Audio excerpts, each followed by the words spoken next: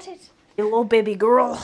We are back. Maddie's looking for a job right now, so... I've got a huge skill range. I feel like I've got a lot of skills. So, yeah. You're a multifaceted creature. Yeah, divine. Divine. I'm divine. Just divine. I'm not. Say that in your job interview. I'm actually quite divine. You would be honoured to have me in your presence. Host. Welcome back. Welcome. Chapter 7. Yeah, where my predictions are going to be right. Which prediction? The ones that relate to Tamlin. You guessing that the beast is Tamlin was only late in the game. That was only last chapter. Yeah. There's some other things that could also come to fruition, I reckon. But I feel like in the beginning I was like, Tamlin's going to come get her. Tamlin's going to be the one that comes steal her. Yeah. So technically, if the beast is Tamlin, I was cool. I was still right this whole time. Yeah, no, but it's just that the beast has been around for a while. Like a chapter. 2 chapters, yeah. Yeah. Anyway, it's one where he was busy yelling at her, so we'll get into that recap real quick. But firstly, our disclaimer. Oh yeah. It's just not an audiobook. We go off on side quests and tangents and rants and not a consistent flow of readings. Welcome to our roomie book club. We have candles, diffusers. It smells really good in here. I am a bit sad they can't smell it, but just imagine it's delicious. Yeah, it has to hide all of our farts.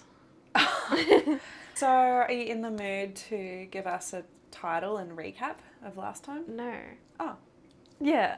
Cool. Just move on then. Just leave. So the last chapter was chapter 6. Yeah. I called it butter. Butter. Because Sarah likes that word. Because she loved the yellowy, buttery butter. Dandelions.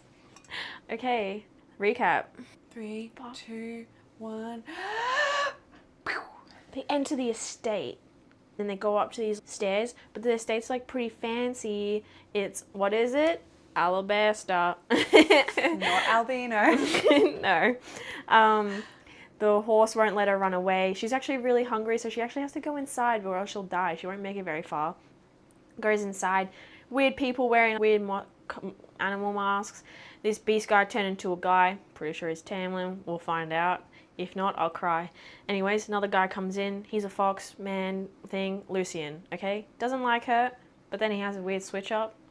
Sarcastically, and then the Tamlin beast guy is like, don't hurt her.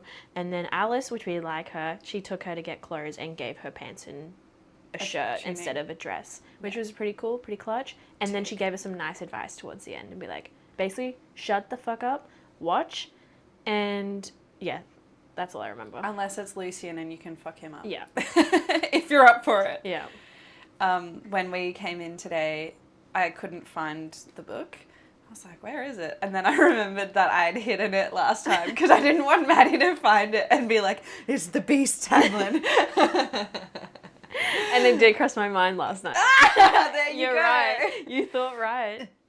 I was like, she's in the lounge room. I could just... You can't be But I didn't. I just set up a CCTV in here. Catch you in the act. What do you think's going down in chapter 7? Do we know how long it is? Because that kind of helps me gauge what might happen. I don't know if that's cheating, but let's see. Nah. Our longest one. 14. Holy shit. 13, 14, 15, 16, 17. 16 like 16. Yeah. Nice. Yeah, so a lot. This is going to be a juicy one. I think we'll find out more about what her role will be in this new world. We'll find out who this beast boy is, what his intentions might be, and some maybe new characters, I think. They'll just be starting to set up for the next huge conflict, set up the new world a bit, establish some roles going on. Yeah. It's a whole new world, whole new day-to-day routine and things. We'll probably get a bit of a freaking negative mindset, being like, oh, my family, they've got no food now. Or some, We should have come wearing masks today. We don't have masks. You don't know what I have in my costume closet. I don't want to know. Nah, but the masks sound pretty cool. I would like to go to a masquerade party. Maybe. The only masquerade party that I've been to, I didn't have a mask, so then I put it on with makeup. And I got a lot of Interesting. compliments, actually. Okay. People were like, wow, good job. And I just did like black and gold. Good on you. Thanks. Humble brag. Humble brag. You ready to rock and ready to roll? Yeah, I'm ready to hear my prediction come true. Cool beans. Akatar, Chapter 7. The golden-haired High Fae and Lucian were lounging at the table when Alice returned me to the dining room. They no longer had plates before them, but still sipped from golden goblets. Real gold, not paint or foil. Our mismatched cutlery flashed through my mind as I paused in the middle of the room. Such wealth, such staggering wealth, when we had nothing. A half-wild beast, Nesta had called me. But compared to him, compared to this place, compared to the elegant, easy way they held their goblets, the way the golden-haired one had called me human, we were all half-wild beasts to the High Fae, even if they were the ones who could don fur and claws. Yeah. Yeah, it's like poverty versus riches. Yeah. Rags to riches, guys. It's one of those themes. Still remained on the table, the array of spices lingering in the air, beckoning. I was starving, my head unnervingly light. The golden-haired High Fae's mask gleamed with the last rays of the afternoon sunshine. Before you ask again, the food is safe for you to eat. He pointed to the chair at the other end of the table. No sign of his claws. When I didn't move, he sighed sharply. What do you want then? Cool. He's already so... What's the word? Fed up? Yeah, he's already fed up with her. I said nothing. To eat, flee, save my family. Lucian drawled from his seat along the length of the table. I told you so, Tamlin. He flicked a glance toward his friend. Your skills with females have definitely become rusty in recent decades. Suck it. Suck it. I freaking knew it. I freaking knew it. I'm ticking this off. Tamlin is the beast. Tick. We did discuss that Andress was Tamlin's friend. He did say that. Who killed my friend. So does Dog is Tamlin's close friend? Or blood brother? Does that count? I think it counts. Close friend. Yeah. I don't think they've gone into how close, but, well, if anything, Lucian showed how close they were. You've ticked off 3 out of 10 so far. Very good. Very good, thank you. I'm proud of you. Thank you, ma'am. When we were reading the last chapter, and I flicked over the page, because you were like, are we going to find out if it's Tamlin in this chapter? And I was like, shit, we're not. And then I flicked over and I saw it was 1 page away. And then I was like, I'm hiding the book. I don't, like, it will just, and then how quickly I took it off you when you were doing your bit of reading. I was like, if you just do that and see it. It's like, too close for comfort. Yeah. Cool. Tamlin. He glowered at Lucian, shifting in his seat. I tried not to stiffen at the other bit of information Lucian had just given away. Decades. Tamlin didn't look much older than me, but his kind was immortal. He could be hundreds of years old. Thousands. My mouth dried up as I carefully studied their strange, masked faces. Unearthly, primal, and imperious, like immovable gods or feral courtiers. Feral courtiers. Okay. Well, Lucian said, his remaining russet eye fixed on me. You don't look half as bad now.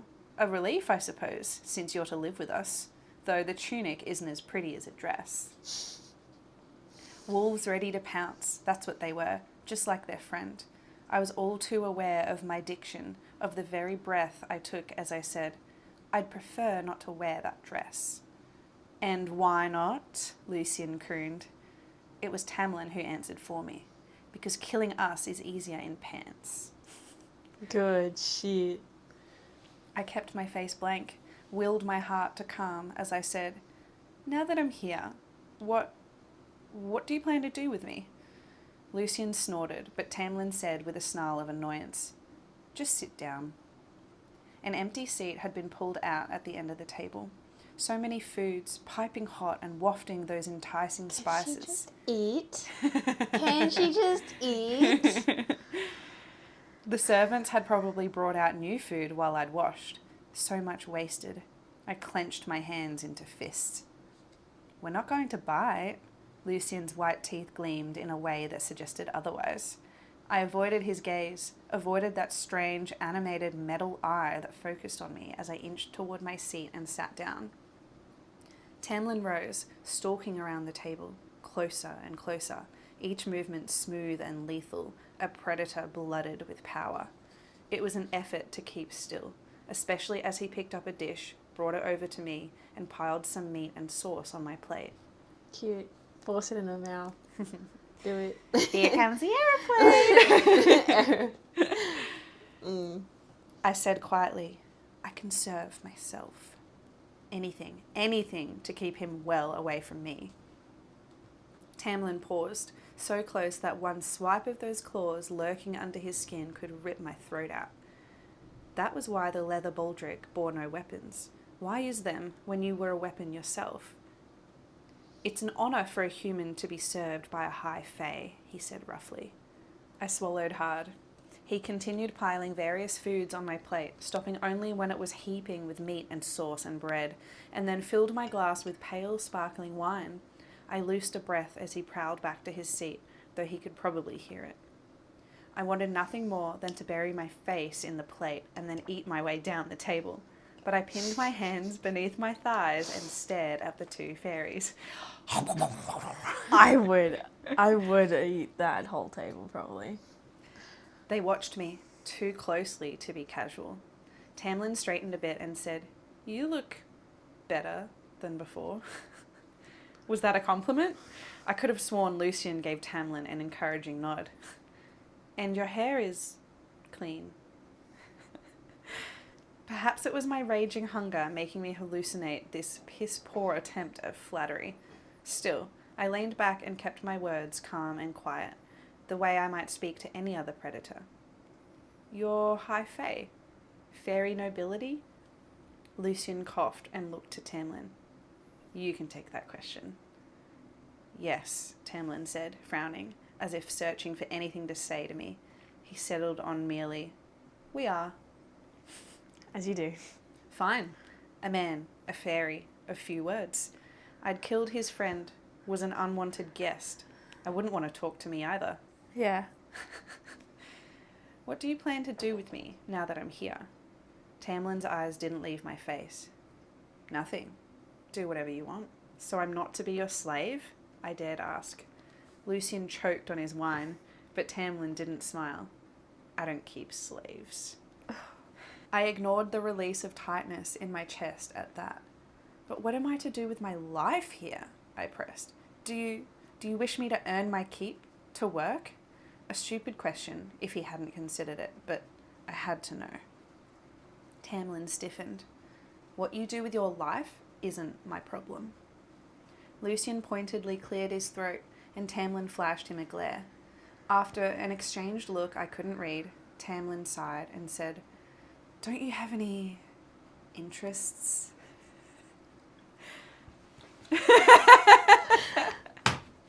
Interest, you say?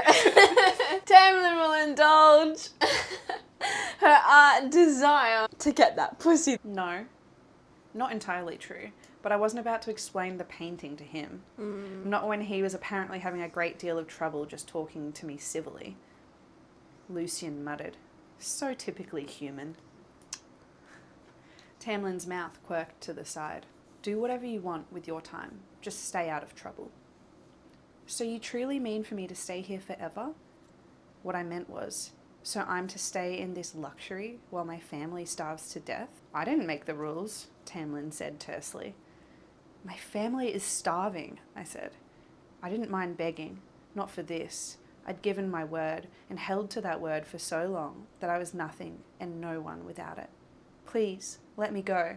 There must be some other loophole out of the treaty's rules, some other way to atone. Atone? Lucien said. Have you even apologized yet? Has he said that? Cool. Apparently, all attempts to flatter me were dead and gone. So I looked Lucian right in his remaining russet eye good on and you. said, "I'm sorry."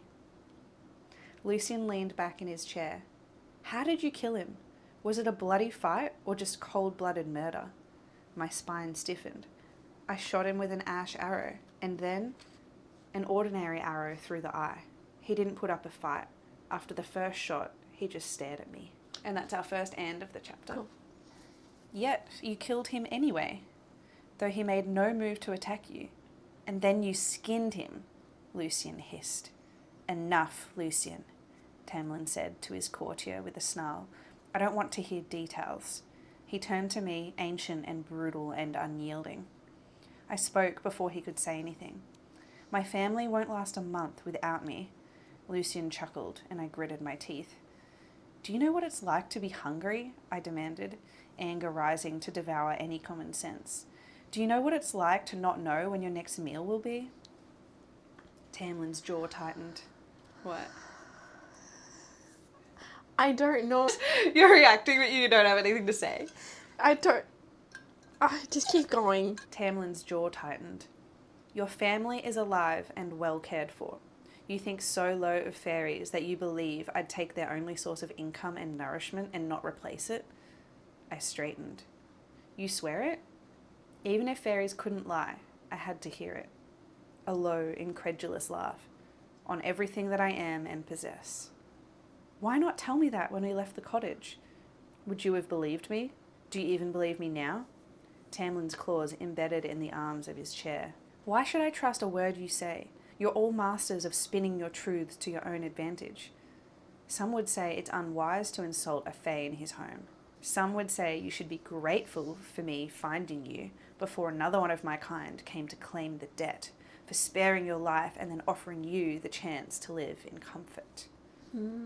I shot to my feet, wisdom be damned, and was about to kick back my chair when invisible hands clapped my arms and shoved me back into the seat. "Do not do whatever it was you were contemplating," Tamlin said. You're like, shackles. Wait. Okay. I think she's just really hangry. Do you think Tamlin should just say that to her?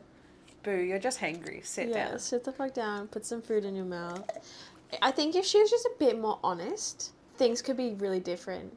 She's like, "I was hunting a doe, and the wolf was there. I needed the doe, and I didn't know he was fae. And so, yeah.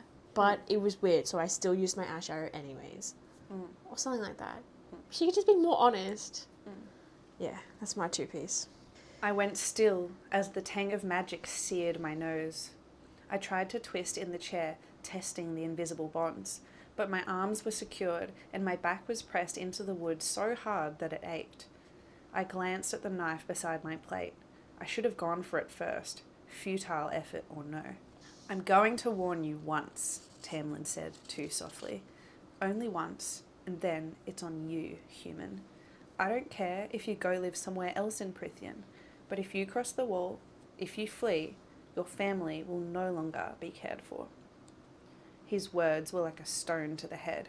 If I escaped, if I even tried to run, I might very well doom my family. And, even if I dared to risk it, even if I succeeded in reaching them, where would I take them? Cool. Second Is end. it bad? I don't know. What? Okay, We have mixed feelings. Yeah. So Tamlin's taking care of I her like family. this though. Do you know what's good about this? Is you like to jump to conclusions. And right now you look like you're recalculating, and you're not sure which route to take.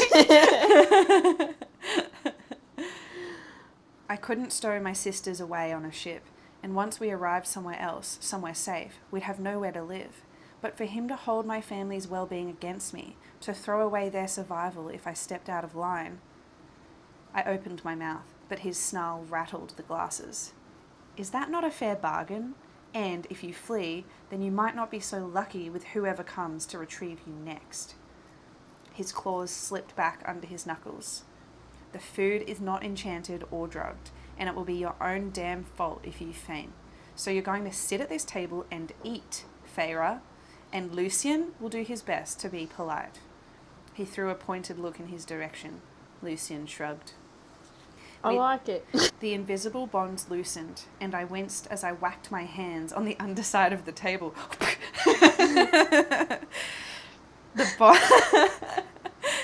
The bonds on my legs and middle remained intact. One glance at Tamlin's smouldering green eyes told me what I wanted to know.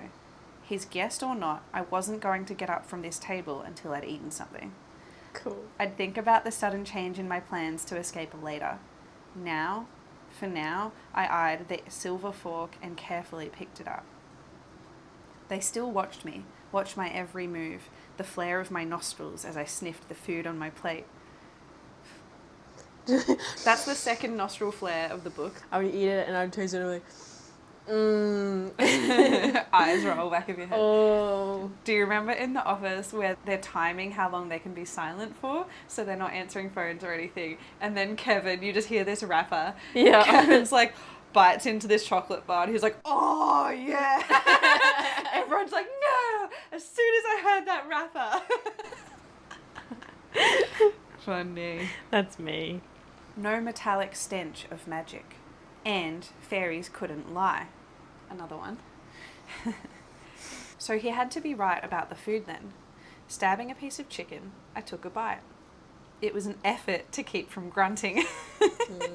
I hadn't had food this good in years. Even the meals we'd had before our downfall were little more than ashes compared to this. I ate my entire plate in silence, too aware of the high fae observing every bite. But as I reached for a second helping of chocolate torte, the food vanished. Just vanished. As if it had never existed. Not a crumb left behind. Swallowing hard, I set my fork down so they wouldn't see my hand start to shake. One more bite and you'll hurl your guts up, Tamlin said, drinking deeply from his goblet. She's starved. She's just a naughty little girl. Yeah. She needs her food. I get it, but... Yeah. Okay. Girl gotta eat. Don't tell her what she can and cannot eat. This cunt, who the fuck does he think he is? They know her needs better than she knows. She's just like gorging herself, probably. She's fucking stupid. The bonds holding me loosened. Silent permission to leave. Thank you for the meal, I said. It was all I could think of. Won't you stay for wine? Lucien said, with sweet venom from where he lounged in his seat. I braced my hands on my chair to rise. I'm tired. I'd like to sleep. It's been a few decades since I last saw one of you, Lucien drawled, but you humans never change, so I don't think I'm wrong in asking why you find our company to be so unpleasant, when surely the men back home aren't much to look at. At the other end of the table, Tamlin gave his emissary a long warning look. Lucien ignored it. You're high fae, I said tightly. I'd ask why you'd even bother inviting me here at all, or dining with me. Fool. I really should have been killed 10 times over already. Lucien said, True, but indulge me. You're a human woman, and yet you'd rather eat hot coals than sit here longer than necessary. Ignoring this? He waved a hand at the metal eye and brutal scar on his face. Surely we're not so miserable to look at. What? What are you laughing at? Because he just thinks he's the shit, doesn't he? He's just sitting there like, and miss this? Like, I'm the sexiest bitch here. Check this out, girl. I've got a weird little eye and some fucking fox mask. I'm sexy, mate. He must think that horniness would supersede fear and the unknown. Yeah. Like, she just got there after 2 days of travel, has had a Given the bath situation. and not eaten, and yeah, like magic freaks her out. Like the littlest bit of magic at the table when she's like, yeah. Wouldn't shaking. they not think that they just think badly of... I don't know. He's probably just trying to... Right. I think he's just being himself, and he doesn't see the point in taking it slow. He's straight in the deep end. Cool. I like it. Yeah. And at least I'm getting the vibe that you know where you stand with him, kind of thing. Yeah. Typical fairy vanity and arrogance. That, at least, the legends had been right about. I tucked the knowledge away. Unless you have someone back home, unless there's a line of suitors out the door of your hovel that make us seem like worms in comparison. Ooh, Isaac is a worm though. The worms in the ground. There was enough dismissal there that I took a little bit of satisfaction in saying, I was close with a man back in my village. And then in her head, she thinks, before that treaty ripped me away, before it became clear that you are allowed to do as you please to us, but we can hardly strike back against you. Why is she still in this mindset? Because it's deeply embedded. It's day one. I know, but come on. Get with it. Get with the program. Tamlin and Lucian exchanged glances, but it was Tamlin who said, are you in love with this man? No, I said as casually as I could. It wasn't a lie, but even if I'd felt anything like that for Isaac, my answer would have been the same. It was bad enough that High Fae now knew my family existed. I didn't need to add Isaac to that list. How awkward would that be? Again, that shared look between the two males. And do you love anyone else? Tamlin said. Why do we need to discuss this? A laugh burst out of me, tinged with hysteria. No. I looked between them. Nonsense. These lethal, immortal beings really had nothing better to do than this? Is this really what you care to know about me? If I find you more handsome than human men, and if I have a man back home? Why bother to ask at all, when I'll be stuck here for the rest of my life? A hot line of anger sliced through my senses. We wanted to learn more about you, since you'll be here for a good while, Tamlin said, his lips a thin line. But Lucian's pride tends to get in the way of his manners. He sighed, as if ready to be done with me, and said, go rest. We're both busy most days, so if you need anything, ask the staff. They'll help you. Why? I asked. Why be so generous? Lucian gave me a look that suggested he had no idea either, given that I'd murdered their companion. But Tamlin stared at me for a long moment. I kill too often as it is, Tamlin said finally, shrugging his broad shoulders. And you're insignificant enough to not ruffle this estate, unless you decide to start killing us. A faint warmth bloomed in my cheeks, my neck. Insignificant, yes, I was insignificant to their lives, their power, as insignificant as the fading, chipped designs I'd painted around the cottage. Well, I said, not quite feeling grateful at all. Thank you. He gave a distant nod and motioned for me to leave. Dismissed. Like the lowly human I was, Lucian propped his chin on a fist and gave me a lazy half smile. He's a character. Enough. I got to my feet and back toward the door. Putting my back to them would have been like walking away from a wolf, sparing my life or no. They said nothing when I slipped out the door. A moment later, Lucian's barking laugh echoed into the halls, followed by a sharp, vicious growl that shut him up. I slept fitfully that night, and the lock on my bedroom door felt more like a joke than anything. I like it.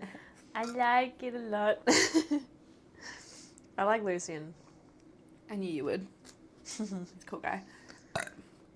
I think I would eat the shit out of him. Like, if I was in the same room as him, I think I would give as much as he's given out too. You think you'd fight back? Yeah, more. hundreds, yeah. She's been a bit sassy. A little bit, but she could be so much better. She could be more truthful. Yeah. But she could just like not bite her tongue so much. She should read the room and be like... But there's already 5 times where she's like, I should not have said that. Yeah. Like, I'm making Faye angry. Yeah. But you reckon she should just unleash? Read the fucking room a bit. Why would they ask about your love life if they weren't curious?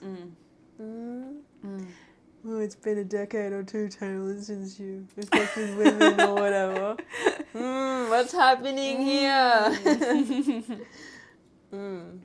I was wide awake before dawn, but I remained staring at the filigreed ceiling, watching the growing light creep between the drapes, savouring the softness of the down mattress. Filigreed? I'm guessing... I can't. I was usually out of the cottage by first light, though my sisters hissed at me every morning for waking them so early. Me. You've been doing really good lately. I know, I'm so good. Thanks. Sometimes you're up before me now. Yeah, summer. Watch me in winter though, like there's no hope. Who knows, yeah.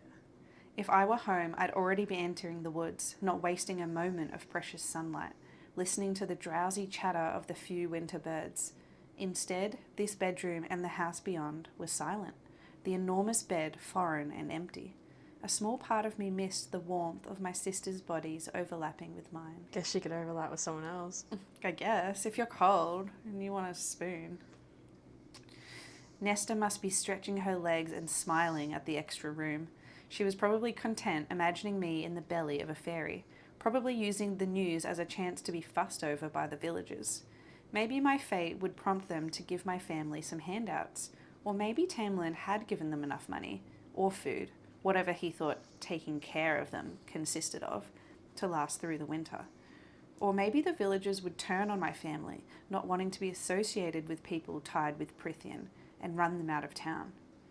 I buried my face in the pillow, pulling the blankets higher.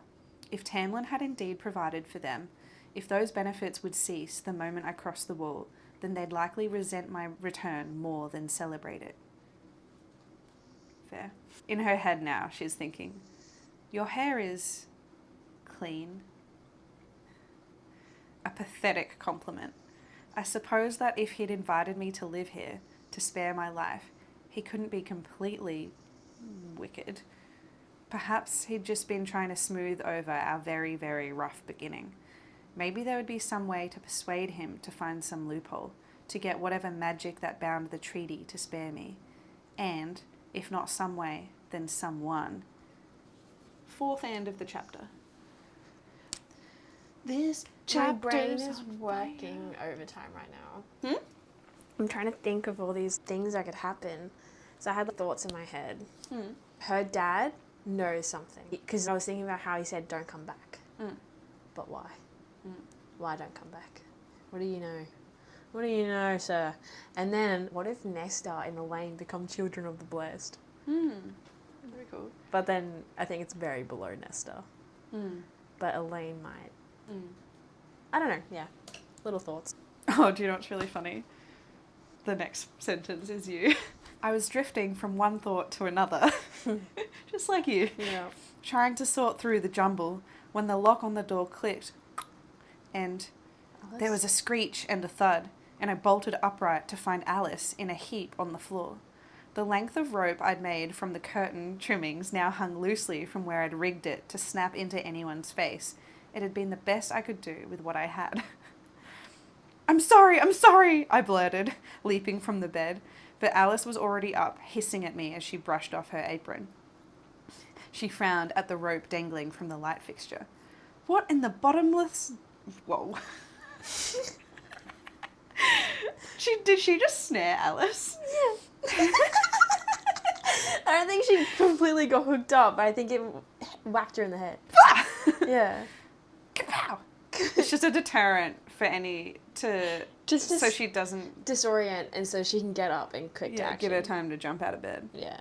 What in the bottomless depths of the cauldron is... I didn't think anyone would be in here so early, and I meant to take it down, and... Alice looked me over from head to toe. You think a bit of rope snapping in my face will keep me from breaking your bones? My blood went cold. You think that will do anything against one of us?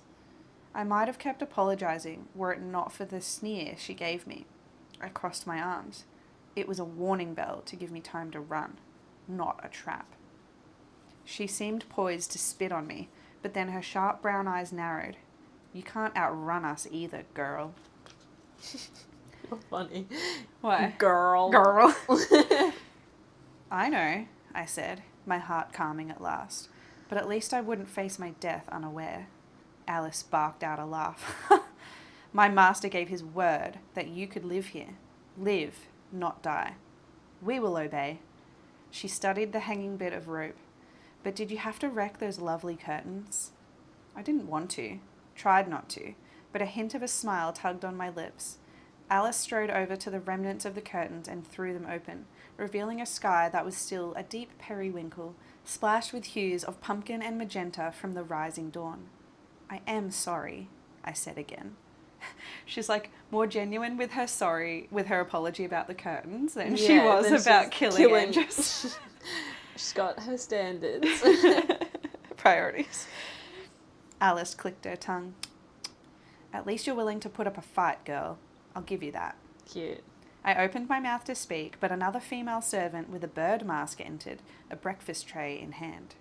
She bid me a curt good morning, set the tray on a small table by the window, and disappeared into the attached bathing chamber.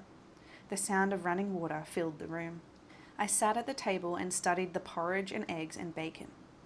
Bacon. Same, babe. Oh. Again, such similar food to what we ate across the wall. I don't know why I'd expected otherwise. Alice poured me a cup of what looked and smelled like tea. Cute. Full-bodied, aromatic tea. No doubt imported at great expense. Prithian and my adjoining homeland weren't exactly easy to reach. What is this place? I asked her quietly. Where is this place? It's safe, and that's all you need to know, Alice said, setting down the teapot. Is this place even real? Is it just a facade? Do you think she's just asleep? She's just dreaming. It was all a dream. Is that a petite prediction? She wakes up and it was all a dream.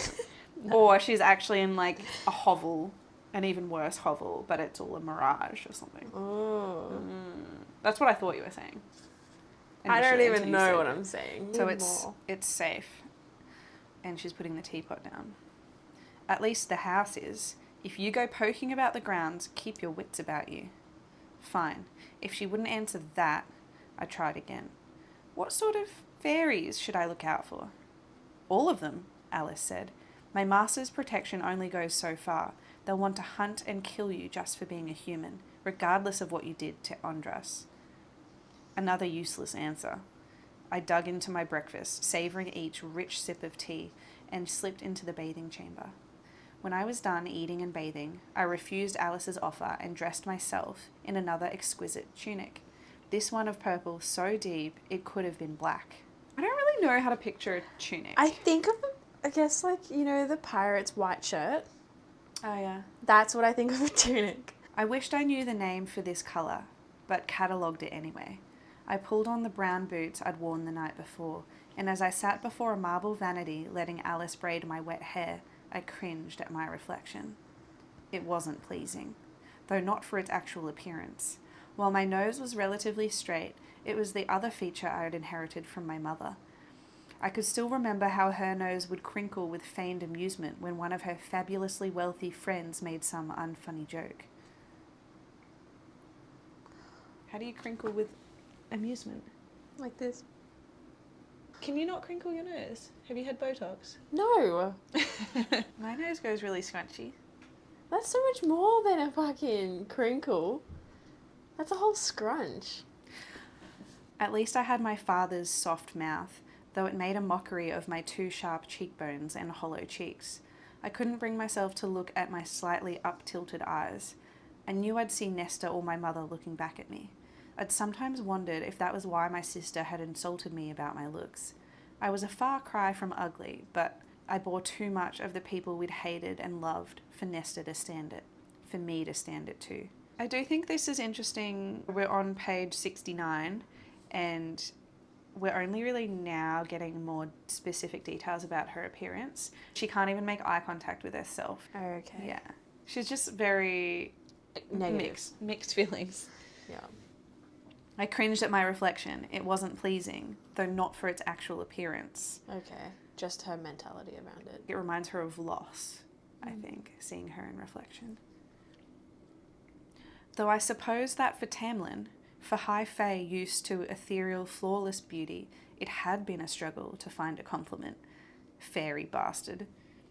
Alice finished my plait, and I jumped from the bench before she could weave in little flowers from the basket she'd brought.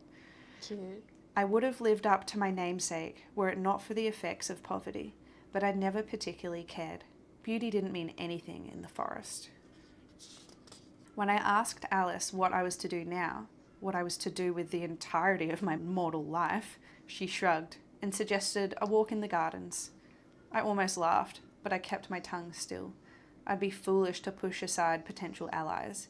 I doubted she had Tamlin's ear, and I couldn't press her about it yet, but At least a walk provided a chance to glean some sense of my surroundings and whether there was anyone else who might plead my case to Tamlin. Yeah. The halls were silent and empty, strange for such a large estate. They'd mentioned others the night before, but I saw and heard no sign of them. A balmy breeze scented with hyacinth, I realized, if only from Elaine's small garden, floated down the halls, carrying with it the pleasant chirping of a bunting, a bird I wouldn't hear back home for months, if I ever heard them at all. I was almost to the grand staircase when I noticed the paintings. Here we go. Here we go. I hadn't let myself really look yesterday, but now, in the empty hall with no one to see me, a flash of colour amid a shadowy, gloomy background made me stop. A riot of colour and texture that compelled me to face the gilded frame. I'd never seen anything like it. It's just a still life, a part of me said. And it was. A green glass vase with an assortment of flowers drooping over its narrow top. Blossoms and leaves of every shape and size and colour. Roses, tulips, morning glory, goldenrod, maiden's lace, peonies. The skill it must have taken to make them look so lifelike, to make them more than lifelike. Just a vase of flowers against a dark background. But more than that, the flowers seemed to be vibrant with their own light, as if in defiance of the shadows gathered around them.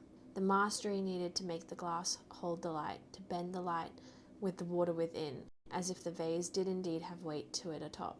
Its stone pedestal, remarkable. Imagine it's just a photo, but she doesn't know what a photo is in this world. And she's just there like, oh, Wow, holy shit. They're so much more advanced than she thinks. That's cool. They have like iPhones and shit. They're all playing PS5 in the next room. That's really cool though. Like it is just a vase of flowers and yeah, normally a still life compared to a portrait or a landscape wouldn't make you emotional, but she's just like, holy shit, it's good. I could have stared at it for hours, and the countless paintings along this hall alone could have occupied my entire day. But garden, plants. Still, as I moved on, I couldn't deny that this place was far more civilized than I'd thought. Peaceful even, if I was willing to admit it. And if the high fae were indeed gentler than human legend and rumour had led me to believe, then maybe convincing Alice of my misery might not be too hard. If I could win over Alice, convince her that the treaty had been wrong to demand such payment from me, she might indeed see if there was anything to get me out of his debt. And you, someone said. And I jumped back a step. In the light of the open glass doors to the garden, a towering male figure stood silhouetted before me. Tamlin. He's back! He wore those warrior's clothes, cut close to show off his toned body, and 3 simple knives were now sheathed along his baldric, each long enough to look like it could gut me as easily as his beast's claws. His blonde hair had been tied back from his face, revealing those pointed ears and that strange, beautiful mask. "Where are you going?" he said, gruffly enough that it almost sounded like a demand. "You." I wondered if he even remembered my name. It took a moment to will enough strength into my legs to rise from my half-crouch. "Good morning," I said flatly. At least it was a better greeting than "you." "You said my time was to be spent however I wanted. I didn't realize I was under house arrest." His jaw tightened. "Of course you're not under house arrest." Even as he bit out the words, I couldn't ignore the sheer male beauty of that strong jaw, the richness of his golden tan skin. He was probably handsome if he ever took off that mask. Ew. Why? Ew. Ew. Boys have cuties. Gross. When he realized that I wasn't going to respond, he bared his teeth in what I suppose was an attempt at a smile and said, "Do you want a tour?" "No, thank you," I managed to get out, conscious of every awkward motion of my body as I edged around him. He stepped into my path, close enough that he conceded a step back. "I've been sitting inside all morning. I need some fresh air." In her head. "And you're insignificant enough that you wouldn't be a bother." "I'm fine," I said, casually dodging him. "You've been generous enough. I tried to sound like I meant it. A half smile, not so pleasant, no doubt unused to being denied. Do you have some sort of problem with me? Yeah. No, I said quietly and walked through the doors. He let out a low snarl. I'm not going to kill you, Feyre. I don't break my promises. Stop smiling at me. I'm just going to sit here like this. I almost stumbled down the garden steps as I glanced over my shoulder. He stood atop the stairs, as solid and ancient as the pale stones of the manor. Kill, but not harm? Is that another loophole? One that Lucien might use against me, or anyone else here? They're under orders not to even touch you. Yet I'm still trapped in your realm for breaking a rule I didn't know existed. Why was your friend even in the woods that day? I thought the treaty banned your kind from entering our lands. He just stared at me. Perhaps I'd gone too far, questioned him too much. But she's right. Perhaps he could tell why I'd really asked. That treaty, he said quietly, doesn't ban us from doing anything, except for enslaving you. The wall is an inconvenience. If we cared to, we could shatter it and march through to kill you all. I might be forced to live in Prythian forever, but my family? I dared ask. And do you care to destroy the wall? He looked me up and down, as if deciding whether I was worth the effort of explaining. I have no interest in the mortal lands, though I can't speak for my kind. But he still hadn't answered my question. Then what was your friend doing there? Tamlin stilled. Such unearthly, primal grace, even to his breathing. There is a sickness in these lands, across Prythian. There has been for almost 50 years now. It is why this house and these lands are so empty. Most have left. The blight spreads slowly, but it has made magic act strangely. My own powers are diminished due to it. These masks, he tapped on his, are the result of a surge of it that occurred during a masquerade 49 years ago. Even now, we can't remove them. Okay. What? Okay, cool. So it's not a fashion choice. Thank God. Is that a relief? It is. It is. Oh my God. I swear to God, if they were just like walking around choosing to live and look like that, that's insane. You were like, how wanky. Yeah. I was. I was like, I'd be out of there. Weird. Okay. Cool. Cool. Okay, cool. Stuck in masks for nearly 50 years. I would have gone mad. Would have peeled my skin off my face. You didn't have a mask as a beast, and neither did your friend. The blight is cruel like that. Either live as a beast or live with a mask. What sort of sickness is it? It's not a disease, not a plague or illness. It's focused solely on magic, on those dwelling in Prythian. Andros was across the wall that day because I sent him to search for a cure. Can it hurt humans? My stomach twisted. Will it spread over the wall? Yes, he said. There is a chance of it affecting mortals in your territory. More than that, I don't know. It's slow moving, and your kind is safe for now. We haven't had any progression in decades. Magic seems to have stabilized, even though it's been weakened. That he'd even admitted so much spoke volumes about how he imagined my future. I was never going home, never going to encounter another human to whom I might spill this secret vulnerability. A mercenary told me she believed fairies might be thinking of attacking. Is it related? A hint of a smile, perhaps a bit surprised. I don't know. Do you talk to mercenaries often? I talk to whoever bothers to tell me anything useful. Okay. Sasquatch? He straightened, and it was only his promise not to kill me that kept me from cringing. Then he rolled his shoulders, as if shaking off his annoyance. Was the tripwire you rigged in your room for me? I sucked on my teeth. I hate that. I hate that so much. You did it so crazy. How do you suck it? She was like, Is It'd it be like a lot thinking? gentler. Is it a Yeah, it's thinking? very much like, Or even like, Because you can suck on your teeth without actually making your face move. You can be like, Anyway, fucking straighten up, Joelle. I sucked on my teeth. Can you blame me if it was? I might take an animal form, but I am civilized, Feyre. So he did remember my name at least. I'm sorry, he said it before. Yeah, he did. I looked pointedly at his hands, at the razor-sharp tips of those long, curved claws poking through his tanned skin. Noticing my stare, he tucked his hands behind his back. He said sharply, I'll see you at dinner. It wasn't a request, but I still gave him a nod as I strode off between the hedges, not caring where I was going, only that he stayed far behind. A sickness in their lands, affecting their magic, draining it from them. A magical blight that might one day spread to the human world. After so many centuries without magic, we'd be defenseless against it, against whatever it could do to humans. I wondered if any of the High Fae would bother warning my kind. It didn't take me long to know the answer. No. And that's chapter 7. Great, yep. Exactly as I'd said. Learn our roles.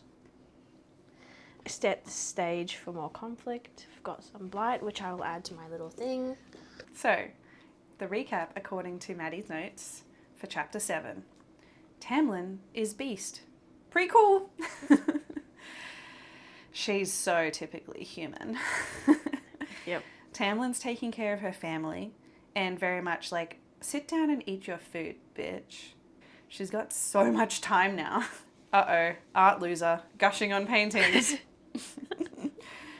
Masks aren't a fashion choice. They stuck like that. They stick. Down with some blight in their magic. Yeah. In my title, down with the sickness. Down with the sickness. You know I get up, you know I get up, sickness.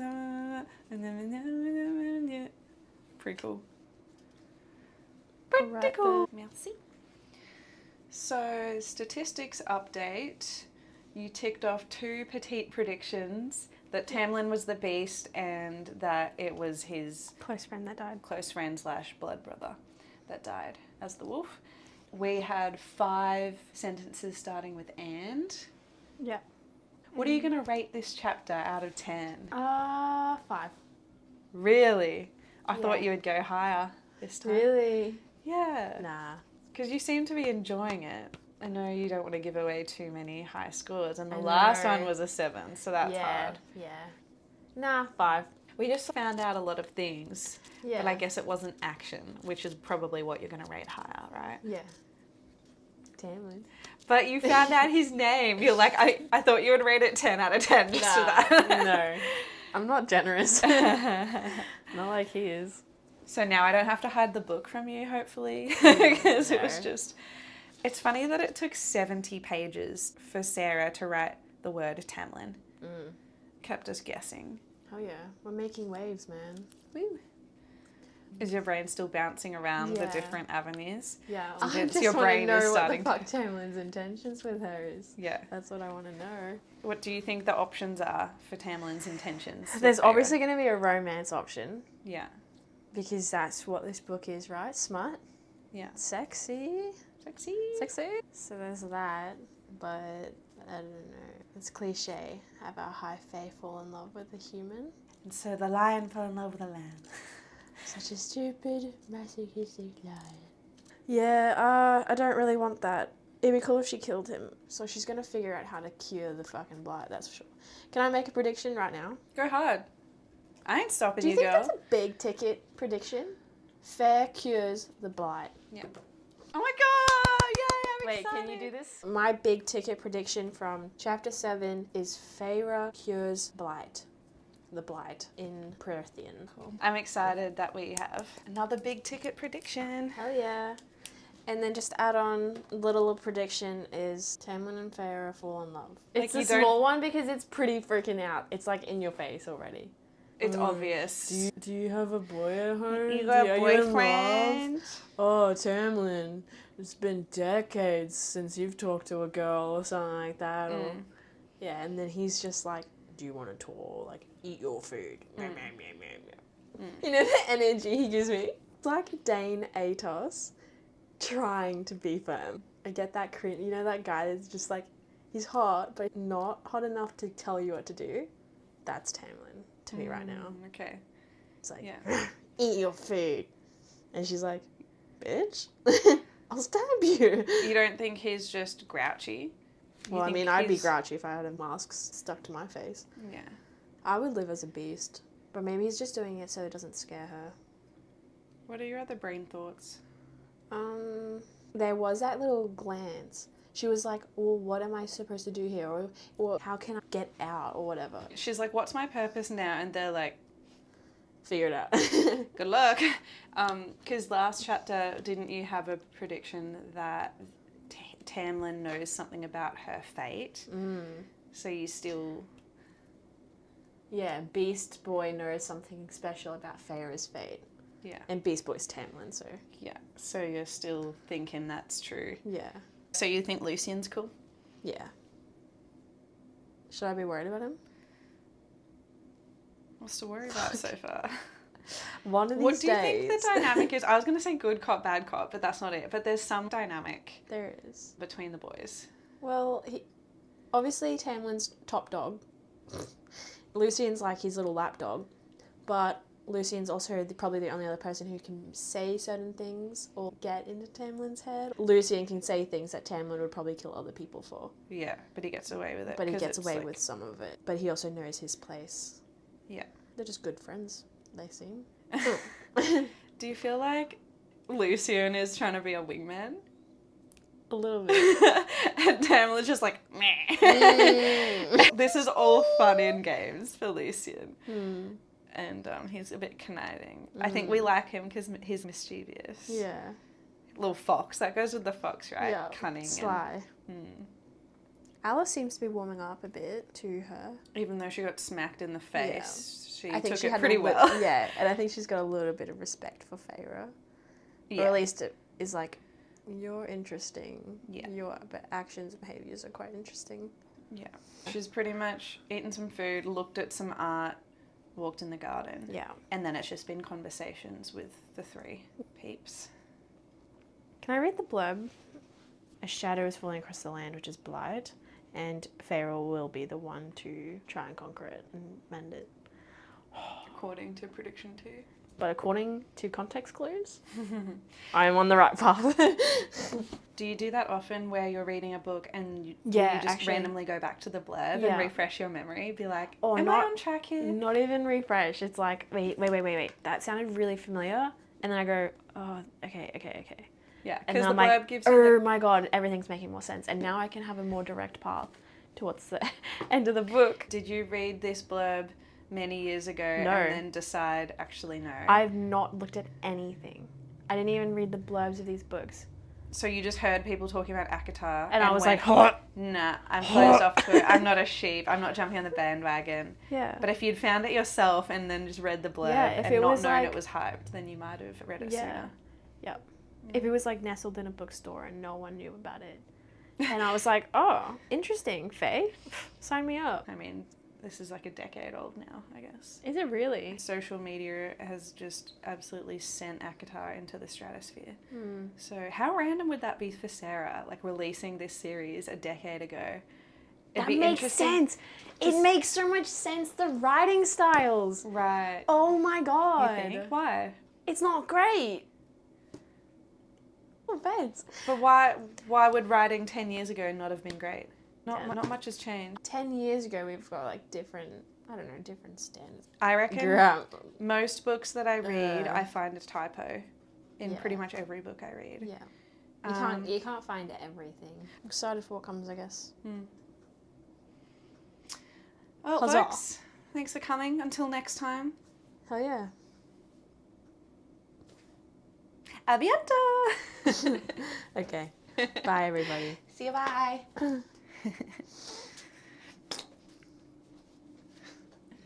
After me. Ready? Faye. Faye. Ra. R. Faye. Ra. Faye. Faye. Ra. Ra. Faye. Bear. Faye. Ra. Faye. Ra. Bear. I'm gonna write it phonetically to help you. No. You need it. No, it's not about what I need, it's about what they need.